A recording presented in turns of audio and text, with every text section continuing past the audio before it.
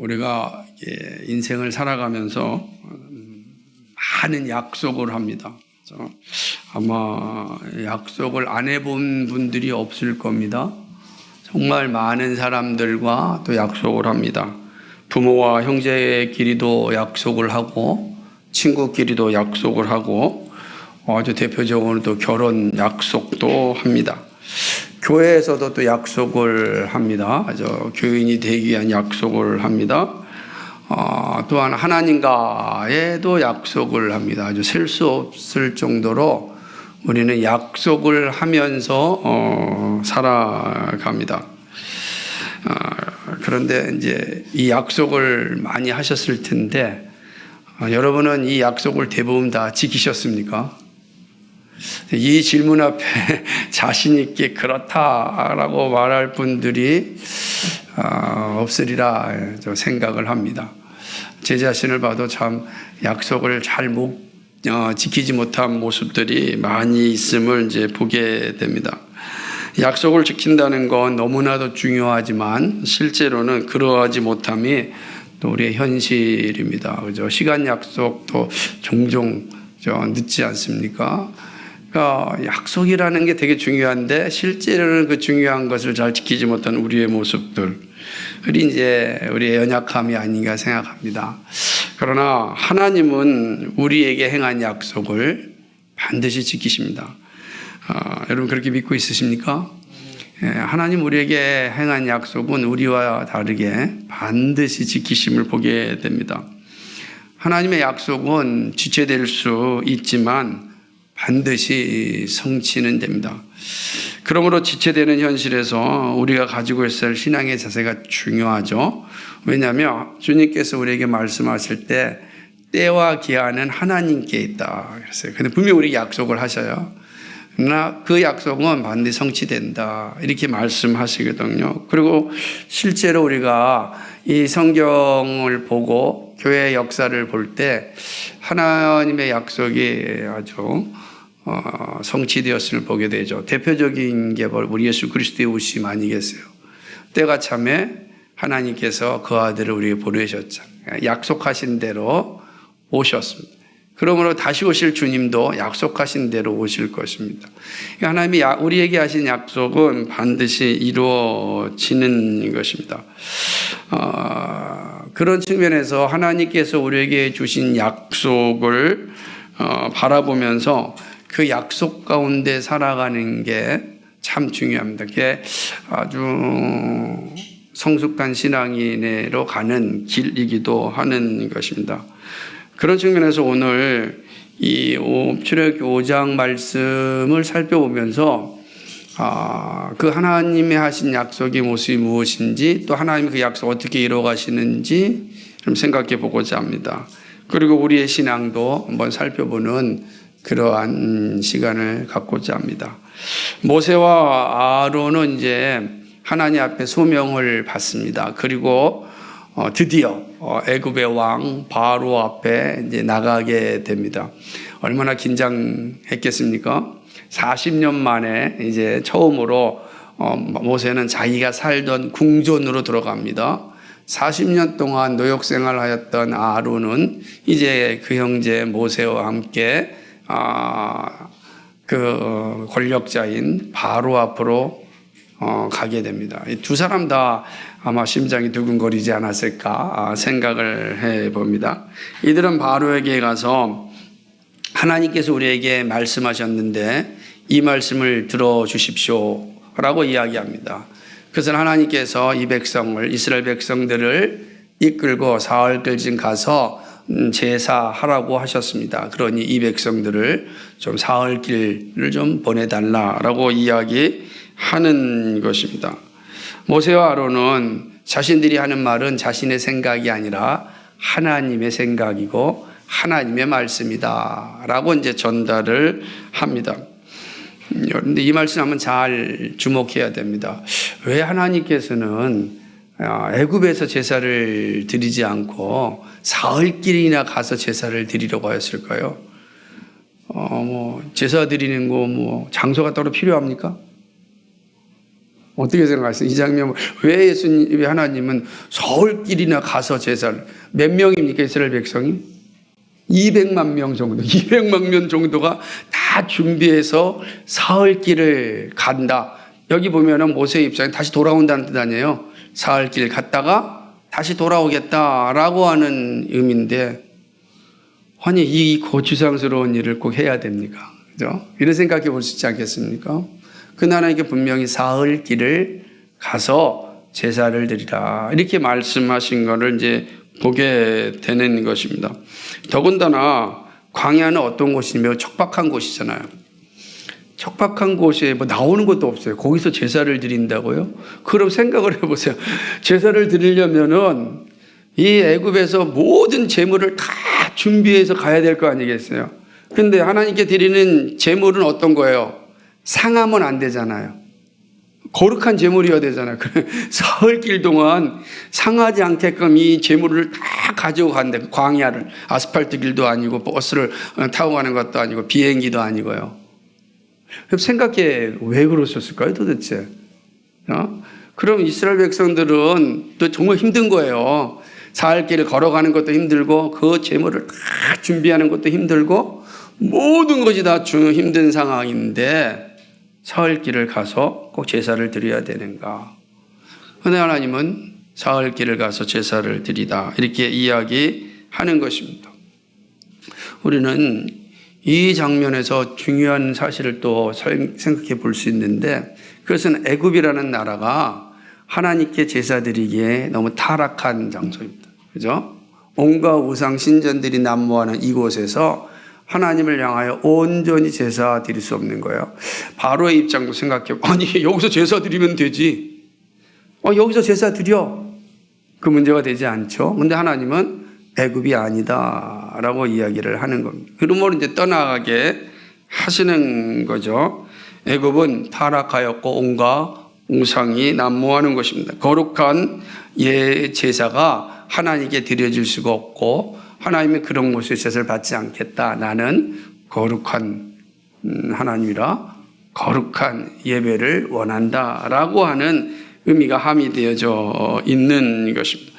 그렇게 되면 이제 바로 입장에서는 기분이 별로 안 좋죠. 바로 입장에서는 우리 집이 더럽다고? 이런 마음 아니겠습니까? 그러니까 곧바로 바로가 어떻게 대답을 합니까? 그 기분, 이 감정적인 사건을 좀 보셔야 돼요. 바로가 이야기하기를 나 하나님 모른다 이렇게 얘기하는 거예요. 하나님 누구냐 이렇게 표현하고 있지 않습니까? 여호와가 누구냐라고 이제 이야기하는 것입니다. 내가 여호와가 알지도 못하는데 그 말을 듣고 내가 보낸다고? 난 보낼 수 없다. 이거는 바로의 입장에서 너무나 당연한 것 아니겠습니까? 사흘길에 200만 명의 사람이 사라진다. 특별히 애굽의 모든 경제 기반은 누구를 통해서 이루어지고 있습니다. 노역을 하고 있는 지금 이스라엘 백성들이 그 경제 기반의 노예들이란 말, 노역을 하고 있는데 이들이 사라진다고 4일 동안. 그러면 애굽 경제가 멈추는 거예요. 그러지 않겠어요? 이 사실이 보여집니다. 실제로 고대의 모습도 이렇고요. 그리스 로마도 마찬가지인데 일이라고 하는 건 매우 천시역이었습니다. 일은 천한 자가 하는 거예요. 그 진짜 아름다운 삶은 뭐냐면 관조하는 삶이라 생각하는 삶. 그래서 그리스 로마도 다 노예 사회란 말이에요. 그러니까 이게 고대 사회의 모습이니까 이 밑에 세대 이 노역하는 존재가 사라진다면 끔찍한 거죠. 하나님 모른다는 거죠. 누군데 나한테 이런 말 하느냐라고 이야기를 합니다. 그러자 모세가 기다렸다는 듯이 그 하나님이 누구인지를 이야기하는데 히브리인의 하나님 여호와라고 명확하게 이해합니다.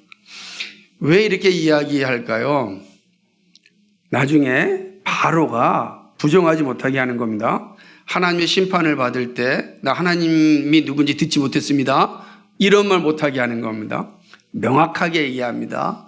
히브리인의 하나님 여호와가 우리에게 말씀했습니다. 우리로 하여금 사흘길 가서 제사를 드리고 하였습니다. 그러지 아니하면 전염병과 칼로 우리가 죽임을 당할 것입니다. 이렇게 이제 이야기하는 것이죠. 그러나 바로는 이 말에 아주 적극적으로 알겠다, 그렇게 하라, 이렇게 하지 않는 것입니다. 오히려 이 모세와 아론에게 역정을 냅니다. 도대체 너희들이 누구에게 이 노역을 멈추려고 하느냐, 백성의 노역을 쉬게 하려고 하느냐, 가서 너희 노역이나 하라 라고 이제 돌려보내는 것이죠. 이게 왕의 입장에서 잘 생각해 보면은 너무나 자연스러운 모습임을 이제 보게 되는 것입니다. 이미 하나님을 모독하였던 이 바로입니다. 그죠? 난 하나님 알지 못한다. 하나님 누구냐라고 하는 거, 이거 매우 신성모독적 발언이에요. 이런 표현을 하는 것이죠. 왜냐하면 지금도 종종 예수님을 전할 때 조롱하는 표현 가운데 하나가 뭐냐면, 야, 예수가 누군데? 이런 겁니다. 예수를 믿으십시오. 라고. 야, 예수가 누군데? 나 그런 사람 몰라. 관심도 없어. 이렇게 말하잖아요. 그거는 상대방을 이제 모독하는 거예요. 근데 그거는 궁극적으로 하나님을 모독하는 행위 아니겠습니까? 그러니까 바로의 모습이 그런 모습과 다를 바가 없는 거예요. 그러니까 그렇게 이제 이야기를 하고 있는 것이죠. 그러니 바로의 이 모세와 아론의 이야기에 반응할 이유가 없죠.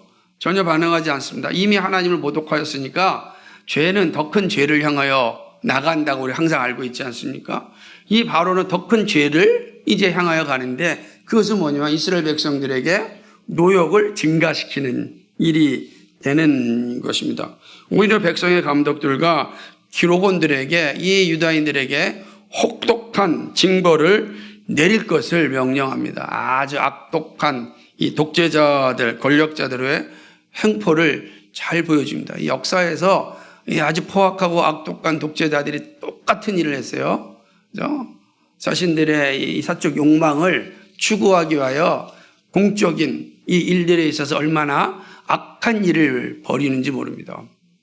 어디나 마찬가지죠. 그러니까 바로의 모습도 이런 아주 사악하고 악한 권력자의 모습이 잘 드러나 있습니다.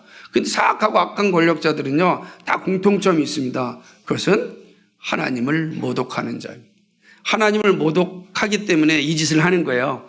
왜 그렇죠? 하나님과 같다, 하나님 위에 있다라는 생각이 그 악한 짓을 가망하게 하는 것입니다. 내가 결정하는 거 신이 하는 거다. 여러분 역사 가운데 그 유명한 황제들이 짐이고 신이다 이러잖아요. 루이 14세 같은 경우도 저 신이고 하나님이다 라고 표현하는, 그들 것은 로마의 황제들도 마찬가지죠. 자신이고 신이다. 그래서 황제 숭배를 하게 하는 것. 다 권력자들의 모습이 다 동일합니다.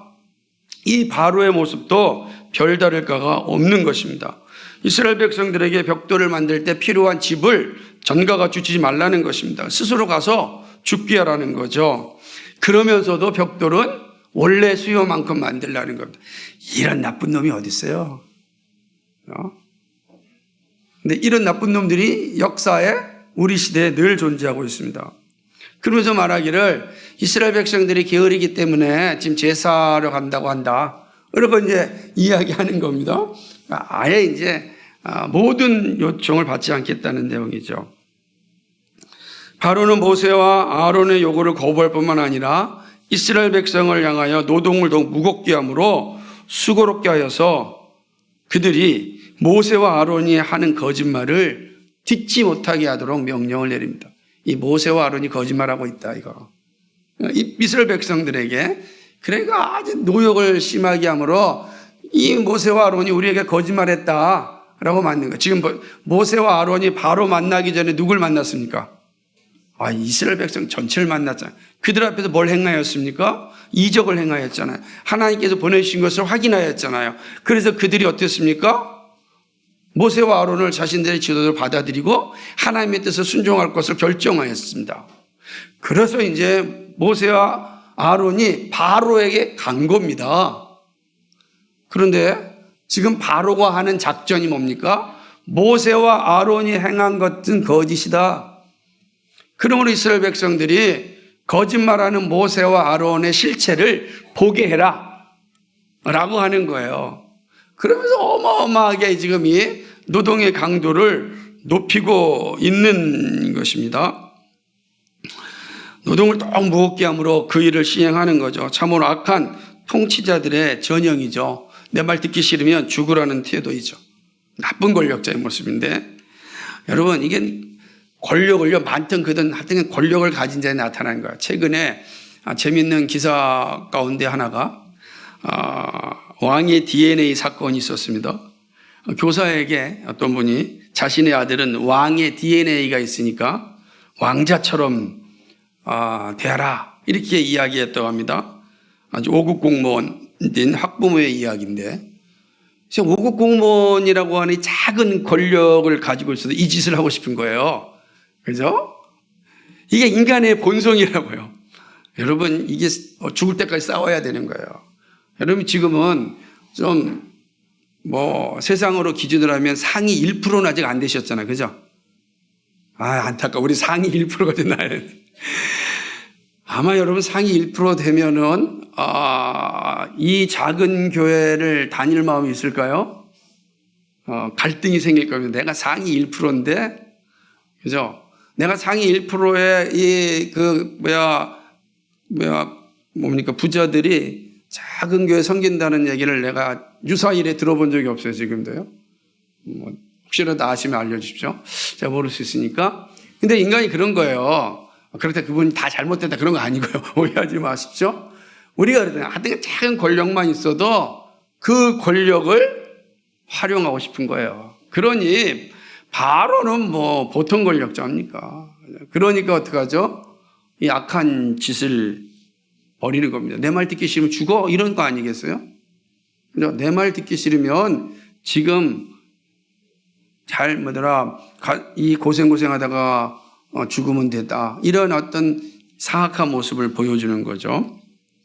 이 바로의 명령에 신하들이 즉각적으로 움직이지 않습니까?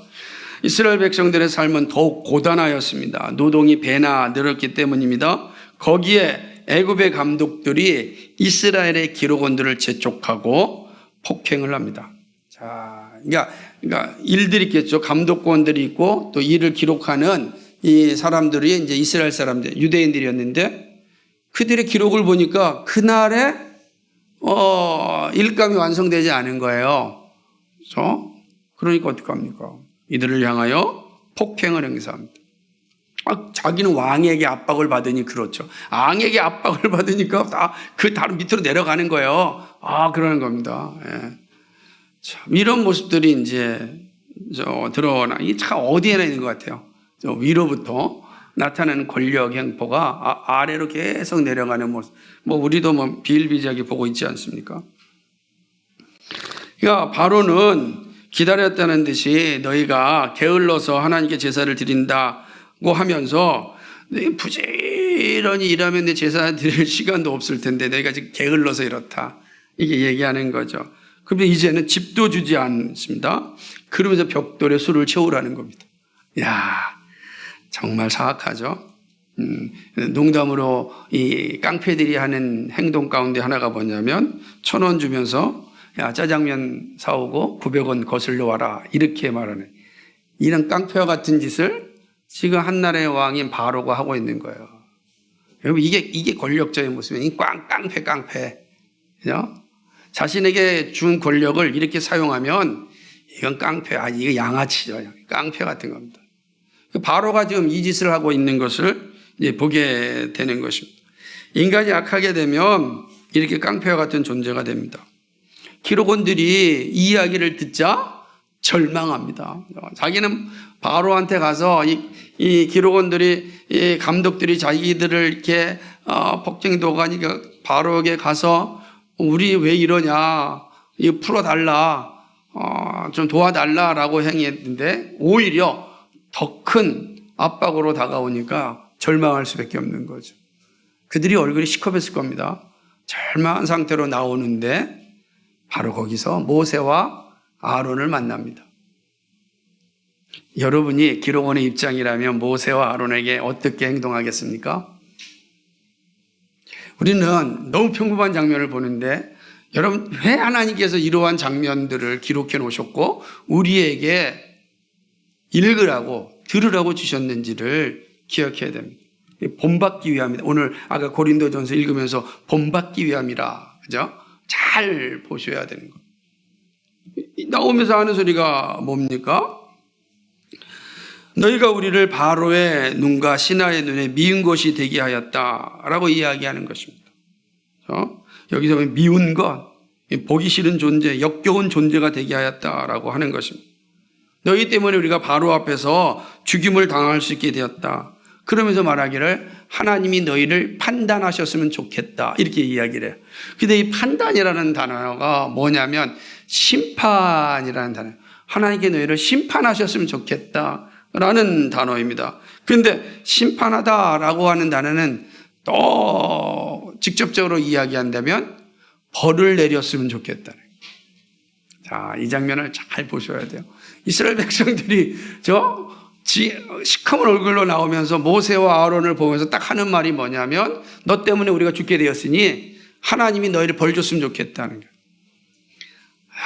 영적인 리더자 하는 삶이 참 어렵죠. 힘든 겁니다. 이 장면이 이제 모세도 힘들게 하였던 겁니다. 자기 백성한테 뭐라 그래요? 지금 하나님께 벌 받으면 좋겠다는 소리를 들으니 얼마나 기가 막히겠습니까? 그래서 이 모세가 그 말을 듣고 이제 하나님께 나아갑니다. 그리고 하나님께 나아가서 하나님께 탄원하며 기도하는 내용이 바로 22절입니다. 뭐죠? 주여 어찌하여 이 백성이 학대를 당하게 하셨나이까? 어찌하여 나를 보내셨나이까? 라고 이야기하는 거예요. 이 말은 뭐냐면 이스라엘 백성들의 그 탄원, 이스라엘 백성들의 그 탄식, 이스라엘 백성들의 원망, 불평을 지금 하나님께 올리는 거예요. 막 올리고 있는 겁니다. 어찌하여 하나님 이들을 이렇게 이 백성들이 학대를 당하게 하셨나이까? 라고 하는 거죠. 그러니까 모세가 지금 백성들의 그 상황을 모아서 하나님께 이야기하는 겁니다. 그런데 보세요. 24절에 내가 바로에게 들어가서 주의 이름으로 말한 후부터 그가 이 백성을 더 학대하며 주께서도 주의 백성을 구원하지 아니하십니다. 라고 이야기하는 것이죠. 참, 이 두 장면, 이 백성들이 모세와 아론에게 하는 장면, 모세가 하나님께 탄식하는 이 장면을 잘 생각해 보십시오. 누구 모습 같습니까? 자, 우리들 모습이 잘 보이지 않아요? 여러분, 일이 잘 되고 잘 풀릴 때는 만날 때마다 얼굴이 환해서 할렐루야, 목사님, 아멘! 그러잖아요.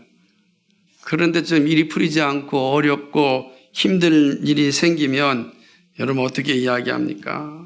불평하고 불신하고 막말하고. 목사님 저래서 기도하셨어요?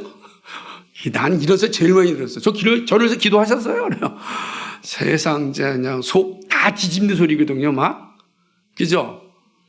여러분 생각해 보세요. 그럼 여러분 저를 기도하셨어요? 이렇게 보면 좋겠어요? 네? 그런데 우리 그러잖아요. 똑같은 얘기예요. 보니까 저 모세가 하나님께 기도하지 않은 것 같으니 하나님 심판 내려주세요. 이런 거예요. 참 기가 막힌 거 아니겠어요? 이게 뭐 다른 모습이 아니죠. 이 말씀을 통해서 우리를 비춰보라는 거예요. 봐라 너희는 어떠냐라는 거죠. 근데 모세는 또 어떤 거예요?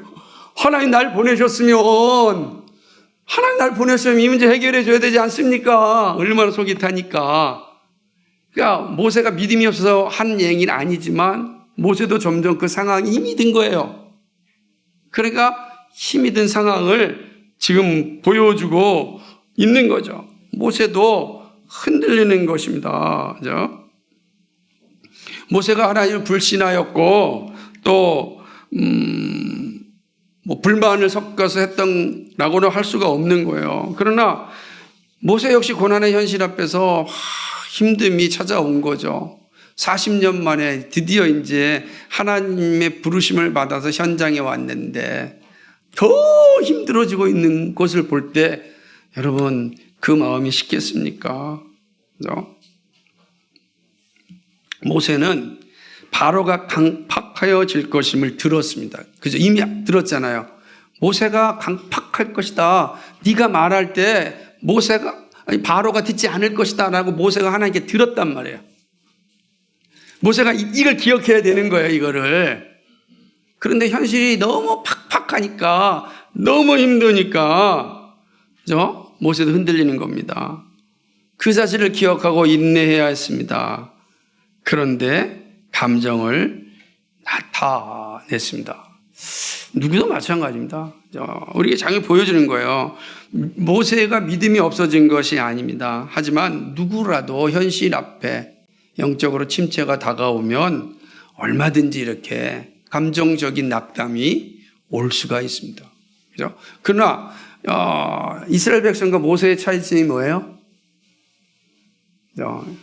모세는 하나님 앞에 나와 하나님께 탄원하였다는 거죠. 이스라엘 사람 앞에 탄식하는 겁니다. 원망하는 겁니다. 바로 앞에서 모세와 아론, 그리고 더욱 악해진 폭군인 바로, 그리고 더 고통을 당하는 이스라엘 백성들의 모습. 오늘 이것이 이제 5장의 내용입니다. 이 내용을 통해서 하나님께서 우리에게 알려주시고자 하는 교훈이 무엇일까? 바로가 대면한 모세와 아론을 통하여 말씀하시는 하나님의 뜻은 어디에 있을까? 한번 생각해 보고자 합니다. 첫째는요, 사단은 거짓 권력으로 하나님을 모독하고 그리스도인을 늘 주눅들게 만든다. 이 사실을 기억하라는 거예요. 항상 그렇습니다. 하나님은 바로가 강팍해져서 모세의 요구사항을 들어주지 않을 것을 미리 말씀하셨습니다. 세상은요, 순순히 자신의 권력을 내려놓지 않습니다. 끝까지 욕망을 가지고 하나님을 대적합니다. 이들이 가진 권력은 영원하지 않아요. 그런데 마치 그 권력이 영원할 것 같이 부여잡고 그 권력을 가지고 하나님을 대적합니다. 헛된 것인데 헛된 것이 헛됨을 인식하지 못하는 자들의 모습이죠. 사라질 권력을 가지고 하나님을 대적합니다. 하나님을 모독합니다. 그리고 그 권력으로 그리스도인들을 주눅들게 합니다. 바로의 강팍함은 사단이 그리스도를 향하여 어떠한 태도로 접근하는지를 잘 보여줍니다. 거짓 권력이고 사라질 권력이지만 보이는 세상에서는 힘을 살 수 있습니다. 그래서 하나님을 모독하게 하고 믿음의 자리에서 떠나가게 하고 온갖 모략을 씁니다. 하나님의 이름으로 말한다고 여러분 세상이 즉시로 순종하지 않습니다. 굴복하지 않죠. 오히려 조롱이 더 먼저 다가옵니다. 그 현실이죠. 시편 기자가 이렇게 이야기하였습니다. 의인은 고난이 많으나 그랬어요. 의인은 고난이 많으나 그의 모든 고난에서 건지시는도다. 시편 34편 19절이에요. 의롭게 산다는 것, 하나님의 뜻에 순종하여 산다는 것, 그것은 고난 없이 산다는 게 아닙니다. 우리가 그렇게 살려고 하면 할수록 사단은 끊임없는 그 짓거리 많은 권력으로 우리를 힘들게 하고 우리로 하여금 믿음의 자리에서 떠나게 만드는 것입니다. 사단은요, 의인을 내버려 두지 않습니다. 믿음으로 의인된 우리를 그냥 방치하지 않는 거예요. 어떻게 하든지 간에 그 믿음의 자리에서 넘어지게 하는 거야. 그게 그들의 즐거움이고 그들의 기쁨이기 때문에 그런 것입니다. 그냥 의인을 내버려 두면 자신의 나라가 멸망하기 때문입니다. 그래서 결국 내버려 두지 않는 거예요. 그러기에 예수 그리스도를 십자가에 못 박혀 죽게 하였습니다. 예수님의 죽으심으로 사단의 왕국이 세워질 것으로 알았습니다. 그런데 놀랍게도 예수님은 죽음에서 부활하셨습니다. 죽음을 이기신 주님 앞에 사단은 살아있을 수 없습니다. 사단은 거짓 권력으로 하나님을 모독하고 그리스도인을 주눅들게 합니다. 그러나 죽음에 이르게 할 수는 없습니다. 그러므로 신앙생활 가운데 시험이 올 때, 고난이 올 때, 어려움이 올 때 이상하게 여기지 말라는 것입니다. 이미 말씀해 줬어. 야, 바로가 네 말 듣지 않을 거다. 그거 알아요. 귀로 들었잖아요. 근데 막상 현실에 딱 당해보니까 진짜잖아요. 자, 들은 것과 현실의 차이가 다른 거예요. 들은 것은 내가 경험하지 않은 거예요. 그래서 내가 보니까 이제 경험하는 거예요. 여기에 균열이 생길 수 있어요. 그래서 이 말씀을 통해서 우리가 보여주는 겁니다. 말한 것처럼 사단은 끊임없이 우리를 모욕할 것이고 의인에게는 고난이 없는 삶이 없다 말씀하셨습니다. 어쩌면 여러분도 모세처럼 그런 현실 앞에 서게 될 것입니다. 다시 한번 말씀합니다. 사단이 거짓 권력으로 하나님을 모독하고 그리스도인을 주눅하게 한다. 맞다. 그런 현실이 우리가 살아가는 삶이다. 인식하고 있는 겁니다. 이상하게 여기지 마십시오. 그게 되게 중요한 겁니다. 그 나만 당하는 것이라고 생각해서는 안 됩니다. 모든 의인은 그러한 삶을 살게 되어 있습니다. 그게 말씀을 통해서 우리 가르쳐 주는 겁니다. 우리 이 사실 인정해야 돼요. 그렇구나. 두 번째 교훈으로 넘어갔습니다.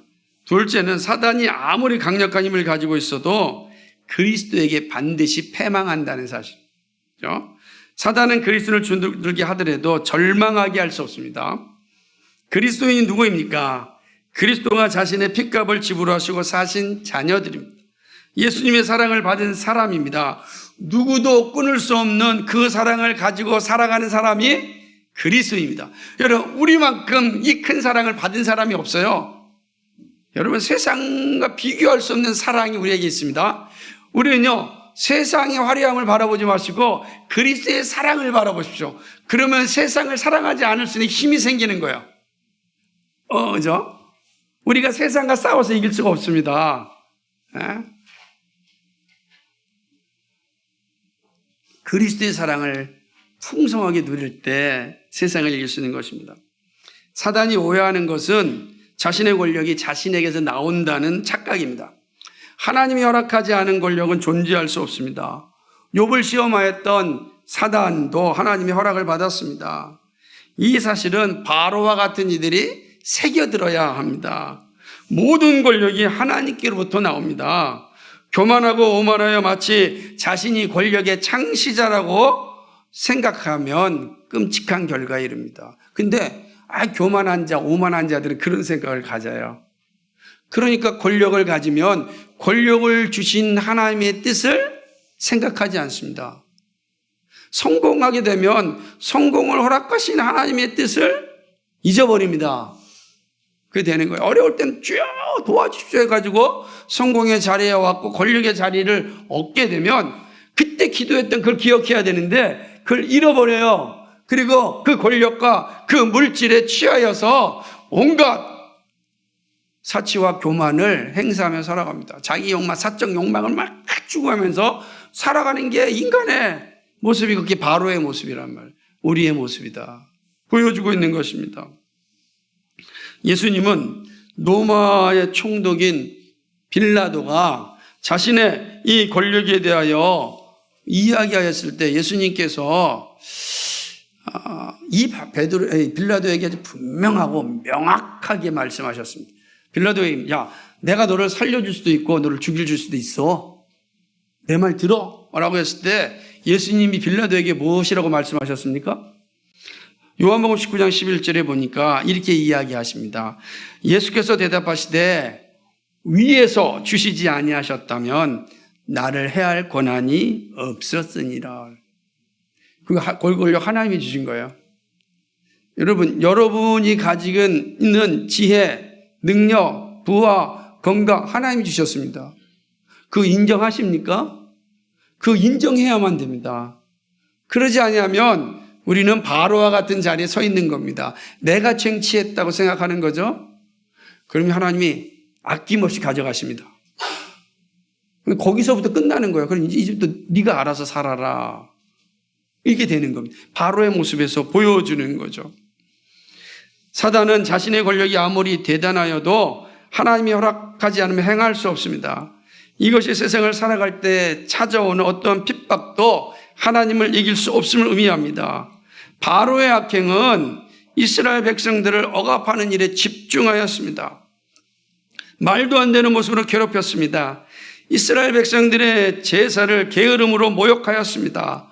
하나님을 대적하여서 이스라엘을 절망하게 만들려고 하였습니다. 그리고 실제로 어느 정도 효과를 보았습니다. 이스라엘 기록원들의 불평과 저주에서 그걸 볼 수 있습니다. 하지만 하나님을 이길 수 없습니다. 그리스도를 이길 수 없습니다. 하나님은 철저하게 이스라엘의 영광을 위하여 준비하셨습니다. 바로 악행이 심할수록 하나님의 은혜는 더욱 충만한 것입니다. 시편 71편 20절 말씀에 우리에게 여러 가지 심한 고난을 보이신 주께서 우리를 다시 살리시며 땅 깊은 곳에서 다시 이끌어 올리시리이다. 십자가의 고난은 고난으로 끝나지 않습니다. 부활의 영광으로 나타납니다. 사단이요, 제 아무리 대단한 능력을 가지고 있다 하더라도 그리스도를 이길 수 없습니다. 사단은 피조물이지 창조주가 아닙니다. 북한에 가장 오랫동안 또 억류되어 있었던 그 선교사님 분들 가운데 한 분이 케네스 베라고 하는 선교사님입니다. 이분 이제 북한 교화소 감옥에 오랫동안 갇혀 있을 때에 북한 교화소에서 하나의 이제 그 임무를 주는데 아주 재밌는 거예요. 그건 뭐냐면 자기가 먹을 음식은 자기가 길러서 먹게 하는 겁니다. 그러니까 북한 교화소 참 재밌습니다. 그래가지고 그 감옥 뒤에다 땅들에게 이제 이게 하나씩 오늘 우리 주말 농장처럼 이렇게 하나씩 다 주는 거예요. 그래서 거기서 키워가지고 자기가 먹게 하는 거예요. 그러니까 북한 교도원들이 케네스 베에게 산 위에 있는, 그죠? 언덕 위에 있는 아주 척박한 땅을 줬고 거기서 먹어 키워서 먹여 살리라 이렇게 이야기한 이유가 있었습니다. 그 뭐라고 했냐면 그들이 그걸 주면서 말하기를 너는 하나님이 도와준다고 했으니까 너는 거기서 해라. 우리는 위대한 수령 김일성 동지께서 주신 농경 방식대로 우리는 살 것이다. 이렇게 얘기한 거예요. 그리고 자기들은 계곡물 있는 데다가 다 좋은 땅에다가 이제 다 작물을 심고 한 거예요. 그럼 누가 봐도 마찬가지. 선교사가 언제 농성을 지켰습니까? 저도 농사라 그러면 아마 잘 못하는데 그러니까 잘 되지도 않지만 어쨌든 간에 그 척박한 돌밭을 잘 갈아가지고 이제 심었죠. 잘 나오지 않는데 저 밑에는 잘 나오고 있는 것입니다. 그렇게 양식을 작물을 키우고 있는데 어느 날 저녁에 잠을 자고 있는데 막 교화소에서 난리가 난 거였어요. 막 소리가 나고 막 우당탕 하는 소리가 막 난 겁니다. 그렇지만 이제 케네스 베는 너무 힘들고 지쳐서 그냥 자기를 깨우지도 않으니까 잠을 잤다고 합니다. 근데 아침에 일어나니까 이 교도소장이 이렇게 자기 앞을 지나가는데 얼굴이 그냥 화가 가득한 상태로 지나가는 겁니다. 그래서 무슨 일이냐고 이렇게 선교사님이 물었더니 뭐라고 얘기하냐면 막 얼마나 화가 난지 어젯밤에 비가 너무 많이 와서 홍수가 나서 계곡에 있는 모든 작물이 전부 다 휩쓸려 갔다는 거예요. 싹 쓸려갔다는 거예요. 그래서 이제 케네스 베 선교사님도 자기 작물도 먹고 각자가 먹고 살아야 되는 게 매우 중요한 거지. 자기가 키워서 먹어야 되는데 교도소 입장에서 이게 큰일 아닙니까? 그 나가봤더니 딱 사라진 거예요. 근데 자기는 언덕 위에 척박한 곳에 있으니 거기만 딱 남았다는. 케네스 베 선교사가 자기 책에다가 마지막에 한 글자를 이렇게 기록하였습니다. 나는 홀로 미소를 지으며 혼잣말로 기도했다. 이게 참 주님 정말 유머 감각이 넘치시네요. 여기서 주님의 살아계심을 확실히 증명하셨어요. 그러니까 단 한 번에 이 모습이 그 교화소를 이기게 하고 이겨내는 그러한 힘이 좋은 것이죠. 여러분 세상에서 환난을 당하고 조롱을 당할 수 있습니다. 야, 널 하나님이 주신 대로 산다며? 우린 이렇게 살 거야. 그죠? 어디 잘 사나 보자. 그죠? 믿지 않는 가정에서 신앙생활 하다 보면 이런 소리 잘 들어. 예수 믿는 저 집 어디 잘 사나 한번 보자. 그런 겁니다. 이게 우리의 삶입니다. 여러분 그럴 때 기억하십시오. 환난을 보지 마시고 그리스도를 바라보십시오. 그리스도의 약속을 의지하시기 바랍니다. 고난을 이기신 그리스도를 보십시오. 죽음을 이기고 부활하신 주님을 보시기 바랍니다. 그리고 예수님께 여러분의 삶을 맡기시기 바랍니다. 예수님께 온전히 맡기시면 기꺼이 맡아주시고 세상을 이기는 힘을 주십니다. 이김을 주시는 예수님을 여러분 사랑할 수 있기를 간절히 소망합니다. 세 번째는요.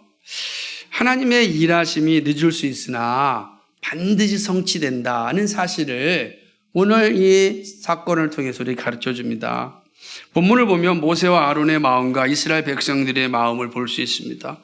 모세와 아론과 이스라엘 백성들은 하나님의 일하심이 속히 임할 것이라고 생각했습니다. 여러분 생각해 보십시오. 지팡이가 변하여 뱀이 됐고, 손이 악성 피부병이 걸렸다가 정상적으로 돌아왔고, 나일강의 물이 피가 됐어요. 그걸 지금 눈앞에서 봤다고요. 이스라엘 백성들이. 그러니 흥분이 되지 않았겠습니까? 흥분이 된 거예요. 모세도 흥분이 되지 않았습니까? 당당하게 그냥 가는 겁니다. 그런데 이루어지지 않습니다. 오히려 더 큰 고난이 오고 힘듦이 오고 어려움이 오는 거예요. 참, 정말 하나님의 약속이 맞는가 의심할 때가 많이 있는 것이죠.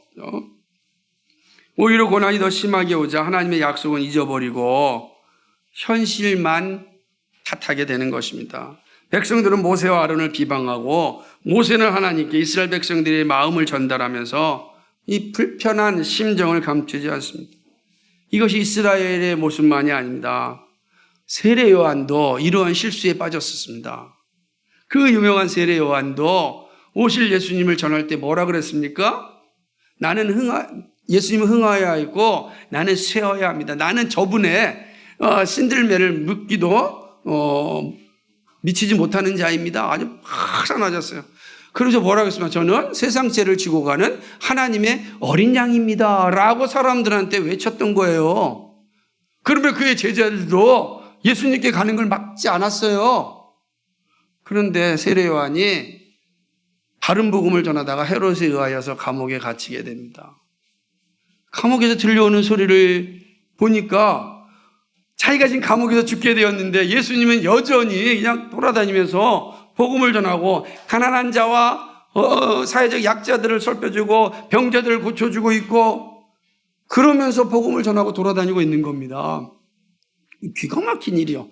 지금 자기 생명이 내일 모레 하루 이틀 있으면 죽을 것 같은 이런 위기 상황이 있는데 예수님의 모습은 자신의 눈에는 매우 천하태평하게 보였던 것입니다. 그래서 뭐라고 이야기하였겠습니까? 이렇게 얘기해요. 마태복음 11장 3절에 보면 이렇게 얘기해요. 세례 요한이 예수께 여짜오되 오실 그이가 당신이 오니까 우리가 다른 일을 기다리오리이까. 제자들을 보내서 하는 거예요. 정말 예수님 메시아 맞습니까? 내가 이야기하는 어린 양 예수 맞습니까? 아니면 다른 사람 기다려야 됩니까? 누구 한 말입니까? 세례 요한이 한 말. 이럴 수 있어요. 이럴 수 있는 거예요. 지금 이스라엘 백성들, 모세도 세례 요한도 이럴 수가 있는 겁니다. 영적인 침체가 찾아오면 순간적으로 의심하게 되는 것입니다. 칼빈 목사님께서 이렇게 말씀하셨어요. 하나님께서 우리를 점차로 구원으로 인도하고 때로는 우회적인 방법으로서 행하신 동안 십자가 밑에서 고난받기보다는 오히려 하나님의 도움 없이 사는 편을 택한다는 것은 거의 우리 모두가 가지고 있는 공통적인 비겁함이다. 아주 그냥 콱 찌르잖아요. 여러분, 하나님의 응답이 늦게 이루어진다고 생각이 드니까 어떤 방법을 해요? 하나님 없이 살아보겠다 생각을 하는 거예요. 기도하다가 지쳐버리는 거예요. 1년 기도했는데 응답이 없어요. 그렇죠. 미치는 겁니다. 예? 저도 이러한 경험을 너무 가졌기 때문에 압니다. 예? 분명히 하나님께서 사용하실 줄 알고 준비를 다 했는데 하나님이 다 가져가셨어요. 하나님 이게 말이 됩니까? 그때 한순간 영적으로 팍 다운되면 하나님 의심하게 되는 거죠. 우리의 모습이 여기 있지 않는가? 조금 어려우면 환난을 이기신 약속의 말씀을 잊어버립니다. 고난이 오면 소망에 관한 약속을 가장 중요하게 여겨야 되는데 오히려 쉽게 버리고 세상과 타협하는 것을 봅니다. 그러나 본문을 통해서 우리에게 알려주시는 것은 때로는 우리의 바람대로 되지 않더라도 응답이 지체된다 할지라도 반드시 성취된다. 사실을 가르쳐 주는 겁니다. 하나님의 약속은 지체될 수 있어요. 이것은 하박국 선지자에게 주신 말씀에서 확인할 수 있습니다. 그리스도의 오심에 대하여 그가 예언할 때 그는 지금 보이는 현실 앞에서 너무 괴롭고 힘들고 있을 때 주신 말씀이에요. 우리가 잘 알고 있는 하박국 2장 3절 말씀인데 이 묵시는 정한 때가 있나니 그 종말이 속히 이르겠고 결코 거짓되지 아니하리라. 비록 더딜지라도 기다리라. 지체되지 않고 반드시 행하리라. 아멘. 거짓되지 않는다. 그죠? 반드시 행한다는 거예요. 비록 더딜 수는 있다. 지체될 수는 있다. 그러나 반드시 성취된다라고 이야기합니다. 하나님의 약속은 결코 거짓이 없습니다. 그죠? 비록 더딜 수는 있습니다. 돌아와서 이루어지기도 합니다. 그러나 반드시 성취됩니다. 하나님께서 우리에게 약속하신 하나님의 나라는요, 반드시 우리에게 선물로 주어집니다. 하나님이 여러분을 사랑하셨다라는 그 약속은요, 반드시 우리의 삶 속에서 나타납니다. 우리 사랑하신다. 끝까지 사랑하신다니까요. 우리에게 있어야 될 것이 무엇인지 아시는 주님께서 말씀하십니다. 그의 나라와 그의 일을 구하라. 그러면 필요한 모든 것을 내가 너희에게 주겠노라. 약속하셨습니다. 약속을 의지해야 됩니다. 지금 내 앞에 나타난 현실이 어렵고 힘들고 고통스럽고 아프고 괴롭고 앞이 보이지 않는 것 같다 할지라도 주의 약속은 반드시 성취됩니다. 그러니까 약속을 바라보면서 믿음으로 사셔야 돼요. 이 어려운 현실 앞에서 주의 약속을 붙잡고 사는 것이 승리하는 길입니다. 이스라엘 백성들이 범하였던 실수를 반복해서는 안 됩니다. 그러면 힘들고 어려울수록 더 기도해 주십시오. 아직 응답이 되지 않았으면 더 기도해 주십시오. 예? 엄마 나를 위해서 지금 하고 있는 거 맞아? 이런 게 아니라 엄마 더 기도해 주십시오. 그 자세가 필요한 거예요. 왜? 우리는 약속을 믿고 살아가는 사람이니까. 그게 오늘 말씀드린 우리 가르쳐주는 교훈이에요. 말씀을 했습니다. 하나님의 약속은 지체될 수 있지만 반드시 성취됩니다. 이 사실 앞에 우리의 신앙을 점검해야 합니다. 우리의 기도는 하나님의 뜻 안에서 반드시 성취됩니다. 욕망으로 구하는 기도가 아니라면 때가 되면 반드시 성취됩니다. 약속하셨잖아요. 너가 기도한 거 내가 반드시 이루리라. 응답하신다 그랬잖아요. 그러니까 기도한 거는 반드시 이루어진다니까요. 다만 욕망으로 구한 기도를 제외하고는 반드시 이루어진단 말이에요. 그러니까 우리의 기도가 얼마나 강력한 힘을 가지고 있느냐. 약속에 근거하기 때문에 약속에. 하나님의 주님의 약속이 있어요. 그러면 여러분 기도 한 번, 두 번 하다가 아니다라고 그만두면 안 됩니다. 그죠? 반드시 이루어지기 때문에 어떤 방법으로 이루어질지는 모르겠지만 반드시 성취됩니다. 기도하는 자리에 서 있기를 간절히 바랍니다. 교회를 세우는 하나님의 일하심도 지체되지 않고 성취됩니다. 우리의 믿음은 약속을 확신하는 신앙입니다. 거짓되지 않고 더딜지라도 반드시 이루시는 말씀입니다. 우리가 할 일은 세상을 바라보는 것이 아닙니다. 그래서 늘 그리스도를 바라보는 겁니다. 예수님을 더 가까이 하고 예수님을 더욱더 알고 예수님의 사랑을 누리는 일입니다. 여러분 예수님의 사랑을 많이 누리십시오. 많이 누리면 누릴수록 우리는 세상과 싸울 수 있는 힘이 생기는 거예요. 예수님을 알면 할수록 세상을 이길 수 있는 능력이 생기는 겁니다. 우리 안에 예수님에 대한 사랑이 풍성할수록 세상의 사랑이 작아져 보여요.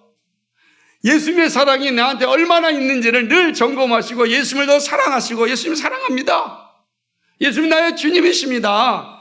예수님만이 나의 전부입니다. 예수님 나의 피난처이시고 나의 모든 것 되십니다. 예수님이 바로 나를 나되게 하십니다. 예수님을 사랑하십시오. 예수님을 만나십시오. 세상의 즐거움은 시간이 지나면 흘러가고 사라집니다. 예수님의 사랑이 여러분의 풍성할 때 세상을 이길 수 있습니다. 세상을 이길 수 있는 그는 내가 예수님을 사랑하는 마음이 풍성할 때 세상을 사랑하지 않아요. 그 놀라운 은혜가 우리 가운데 있기를 간절히 소망합니다. 언제나 주님의 손 안에서 이 자유하는 믿음을 갖기를 다시 한번 주님의 이름으로 축복합니다. 거룩하시고 자비하신 하나님 아버지, 참 고맙고 감사를 드립니다. 오늘 바로 앞에 선 모세와 아론, 또 이스라엘 백성들 앞에 선 모세와 아론, 그리고 하나님 앞에 선 모세, 이 모습을 통해서 우리에게 들려주시는 하나님의 뜻을 살펴보았습니다. 하나님 아버지, 이들의 모습은 우리의 모습 가운데도 잘 나타납니다. 하나님, 이런 모습 가운데 우리가 어떻게 살아야 될 것인지 다시 한번 돌아보고 우리의 신앙을 점검합니다. 정말 예수 그리스도를 더욱더 사랑하고 그 사랑 안에 살고 그 사랑을 나누고 그 사랑을 누리며 그 사랑을 고백하고 그 사랑 안에서 참된 영광을 누릴 수 있도록 주여 도와 주옵소서. 오늘도 예수는 나의 주님을 고백하며 살아가는 주의 백성들 되게 하여 주옵소서.